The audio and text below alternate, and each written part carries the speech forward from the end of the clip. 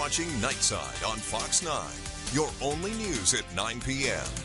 The lawsuit between Yuma Regional Medical Center and the Hospital District Board is still ongoing. Thanks for joining us on Fox 9.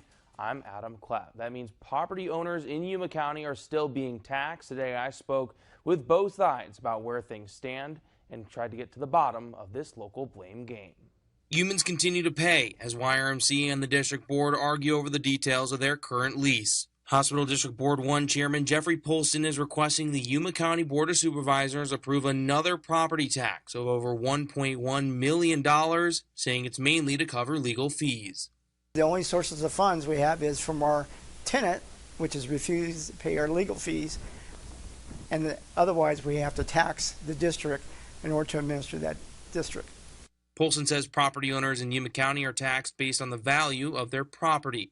YRMC did not provide anyone from hospital leadership for an on-camera interview, but in a statement sent to me this week, they said in part, YRMC has paid and continues to pay all submitted hospital district administrative expenses for all invoices that include descriptive documentation.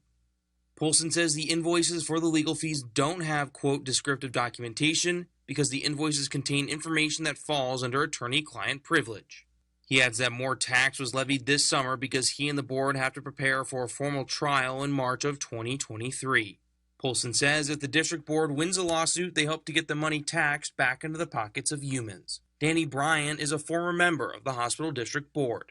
He hopes with new members on the district board after the November election, the two sides can come together and find a solution that doesn't hit the pocketbooks of local taxpayers. The hospital needs to embrace the community again, and then the other side needs to embrace the hospital, and we need to do what it takes to make YRMC Yuma's crown jewel. The County Board of Supervisors will put the tax levy on the agenda to be approved in a meeting next month.